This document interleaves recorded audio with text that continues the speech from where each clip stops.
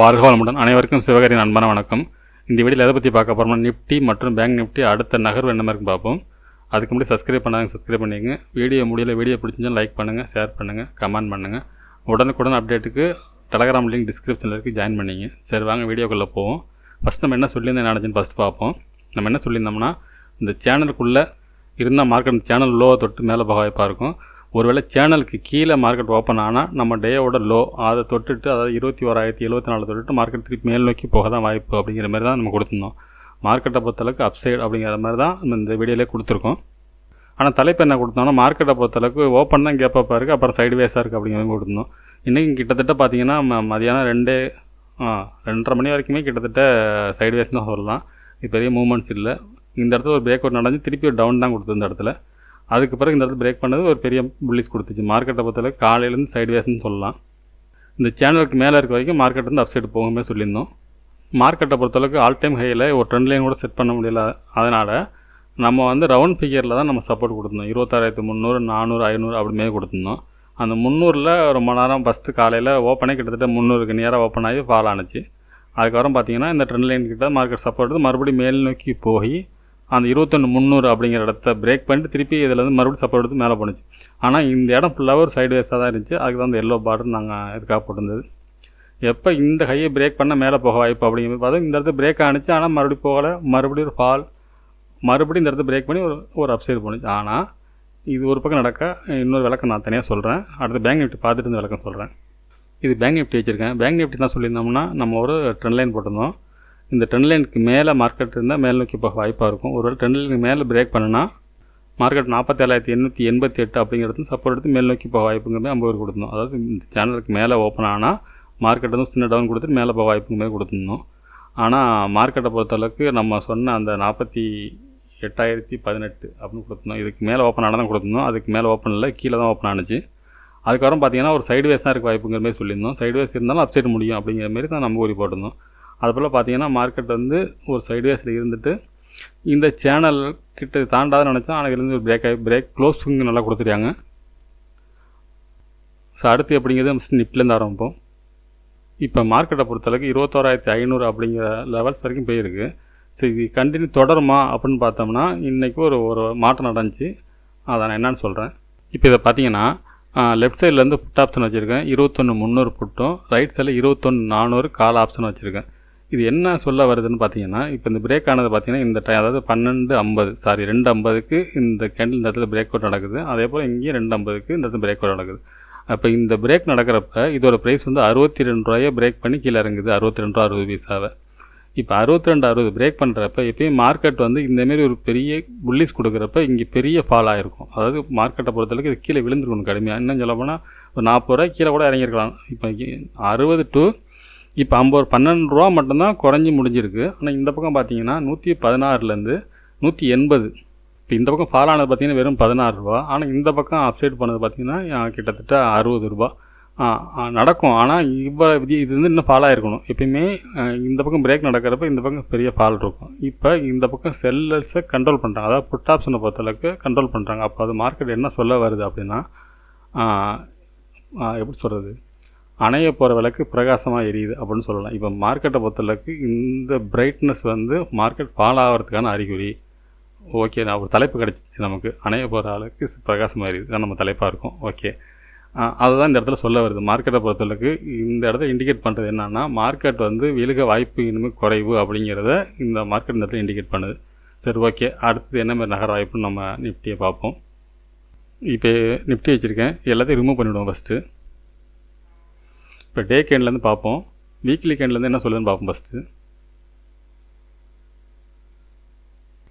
இப்போ நான் weekly candle வச்சுருக்கேன். வீக்லி கேண்டில் இந்த ட்ரெண்ட் லைனுக்கு மேலே மார்க்கெட் இருக்குது. இப்போ என்னை பொறுத்தளவுக்கு மார்க்கெட்டை பொறுத்தளவுக்கு இந்த ட்ரெண்ட் லைன், அதாவது ட்ரெண்ட் லைன் மேலே இருக்குது. திருப்பி இந்த ட்ரெண்ட் லைனில் வந்து திருப்பி சப்போர்ட் எடுத்து மேலே போக வாய்ப்பாக இருக்கும். 20,700 வரைக்கும் வந்துட்டு கூட போக வாய்ப்பாக இருக்கும். அதாவது இப்போ வந்து 21,500 இருக்குது. ஒரு 800 பாயிண்ட் ஃபால் ஆகிறது வாய்ப்பு இருக்கும் இந்த இடத்துல. ஒன்று அந்த மாதிரி இருக்க வாய்ப்பு இருக்கும். இல்லைனா ஒரு சேனல் இங்கே தான் நம்ம யூஸ் பண்ணுறோம்.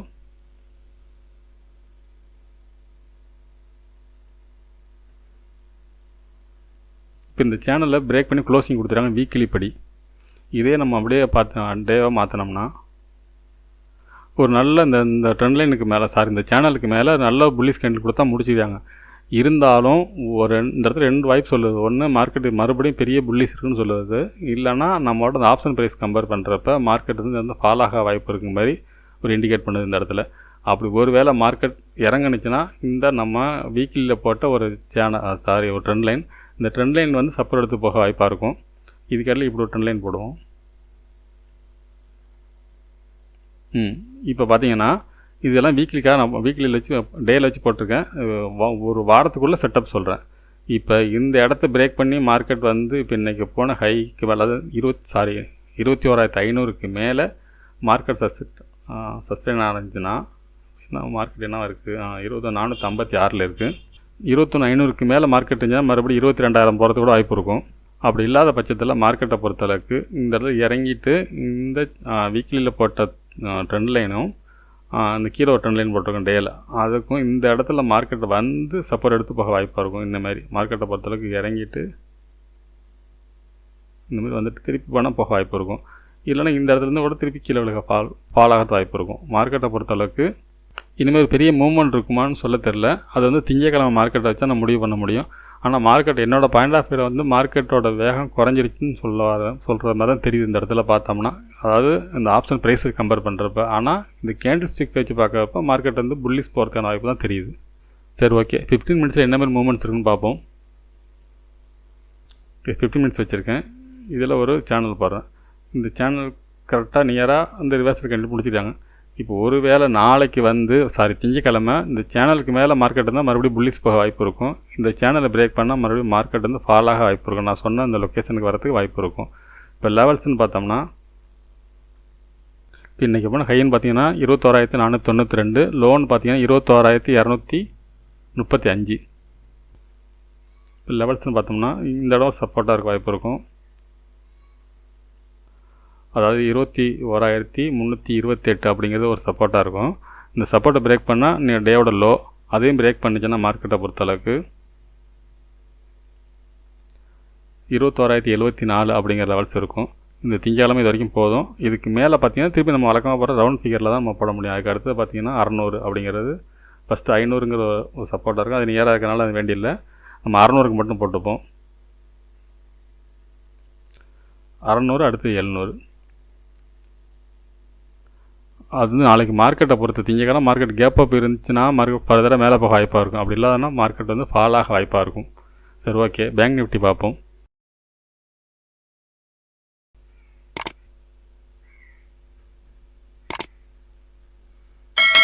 ஓகே ஃப்ரெண்ட்ஸ், பேங்க் நிஃப்டி வச்சுருக்கேன். இது எல்லாத்தையும் ரிமூவ் பண்ணிவிடுவோம். ஃபஸ்ட்டு நம்ம வீக்லி கேண்ட்லேருந்து ஆரம்பிப்போம். இப்போ பார்த்தீங்கன்னா வீக்லி கேண்டில் பொறுத்தவரைக்கும் நல்லா புல்லிஷில் முடிச்சிட்டாங்க. இருந்தாலும் இப்போ வந்து இதில் ஒரு ட்ரெண்ட் லைன் போடலாம். இந்த ட்ரெண்ட் லைன் போடுறேன். இப்போ இந்த ட்ரெண்ட் லைனுக்கு மேலே க்ளோசிங் கொடுத்துட்டாங்க. வீக்லி படி இது வந்து ட்ரெண்ட் லைன் மேலே க்ளோசிங் இருக்குது. இது வந்து பிரேக் அவுட் நடந்துச்சு அப்படின்னு எடுத்துக்கிட்டால் எடுத்துக்க முடியாது. ஏன்னா எப்பயுமே இந்தமாரி ட்ரெண்ட் லைன் பிரேக் பண்ணிவிட்டு மார்க்கெட் வந்து ஃபால் ஆகும். அது ஏன்னு பார்த்தீங்கன்னா நம்ம எப்பயுமே ஒரு சேனல் போடுவோம், பேரலல் சேனல்னு சொல்லிட்டு. இந்த டூல் யூஸ் பண்ணிங்கன்னா அது கிளியராக அவ்வளோ பண்ண முடியும்.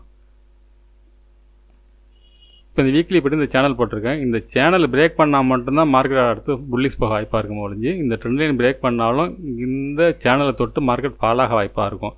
பேங்க் நிஃப்டியை பொறுத்தளவுக்கு நிஃப்டியில் கூட அதனால் கிளியராக சொல்ல முடியல. பேங்க் நிஃப்டியை பொறுத்தளவுக்கு இந்த இடத்துல ஃபால் ஆக வாய்ப்பாக இருக்குது. அதாவது 48,890, 49ன்னு ரவுண்ட் ஃபிகர் அந்த இடத்தோட மார்க்கெட் இறங்குறதுக்கான வாய்ப்பாக தான் தெரியுது.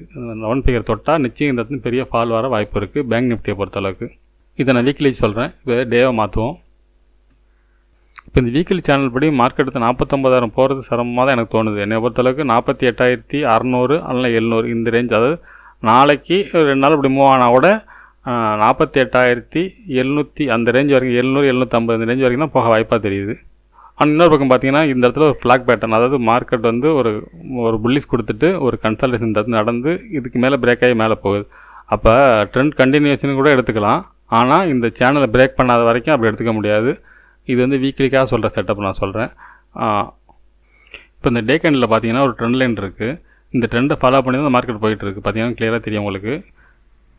இப்போ இந்த ட்ரெண்டை விட்டு மார்க்கெட் வந்து எப்போ வந்து டே க்ளோசிங் வைக்குதோ அப்போ மார்க்கெட் இறங்கிறதுக்கான வாய்ப்பு அதிகமாக தெரியுது இந்த இடத்த பார்த்தா. ஏன்னா இந்த சேனல் தொட்டுட்டு இந்த சேனல்லேருந்து சேனலை பிரேக் பண்ணிட்டால் மார்க்கெட் மேலே வச்சு போக வாய்ப்பாக இருக்கும். ஒருவேளை சேனல் பிரேக் பண்ண முடியாமல் இந்த ட்ரெண்ட் லைன் பிரேக் பண்ணால் மார்க்கெட் ஃபால் ஆகிறதுக்கான வாய்ப்பு அதிகம்.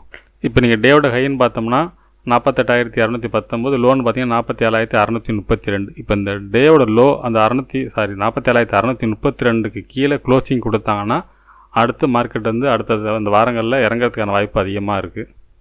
எப்பயும் மார்க்கெட் வந்து இந்த வெர்டிக்கலாக போகிறப்ப அந்த இடத்துல பெரிய ஃபால் வரத்தோட வாய்ப்பு இருக்கும். அந்த ட்ரெண்ட் லைன் பிரேக் பண்ணால் ஃபால் இருக்கிறது வாய்ப்பு இருக்குது. சரி, ஓகே. 15 மினிட்ஸில் திங்கக்கிழமை மார்க்கெட் என்ன மாதிரி வாய்ப்புன்னு பார்ப்போம். இப்போ சப்போர்ட்னு பார்த்தோம்னா நம்ம டேவோட லோ ஃபஸ்ட்டு சப்போர்ட்டாக கூட எடுத்துக்கலாம். அதை அந்த 47,632 டேவோட லோ பிரேக் பண்ணால் அடுத்த சப்போர்ட்னு பார்த்தோம்னா 47,230. அதுக்கு கீழே வந்துச்சுன்னா 46,898. அதுக்கு கீழே பார்த்தீங்கன்னா 46,500. இந்த 46,500 பிரேக் பண்ண மட்டும் தான் பெரிய ஃபால்னு சொல்லலாம். அது வரைக்கும் இந்த இடத்துல சப்போர்ட் எடுத்து மேலே போக வாய்ப்பாக இருக்கும். ஒருவேளை மார்க்கெட் வந்து நான் போடுற ட்ரெண்ட் லைனுக்கு மேலே மார்க்கெட் இருந்துச்சுன்னா, அதாவது நீங்கள் டேவோட ஹைக்கு மேலே மார்க்கெட் இருந்துச்சுன்னா இந்த சேனலோட ஹைக்கு வரைக்கும் போகிறது வாய்ப்பு இருக்கும். 48,640 இந்த ரேஞ்ச் வரைக்கும் போகிறது வாய்ப்பு இருக்கும். அதில் ஒரு லெவல்ஸ் போட்டுருவோம். 48,635 இந்த ரேஞ்ச் வரைக்கும் போகிறது வாய்ப்பு இருக்குது. அதாவது டேக்கு மேலே இருந்தால். அப்படி இல்லாத பட்சத்தில் மார்க்கெட் வந்து ஒரு கேப் அப் இல்லாமல் மார்க்கெட் இருந்தால் மார்க்கெட் வந்து ஃபர்தராக ஃபால் ஆகிறது வாய்ப்பு இருக்குது. சரி, ஓகே ஃப்ரெண்ட்ஸ், நம்ம அடுத்த வீடியோவில் சந்திப்போம். நன்றி, வணக்கம்.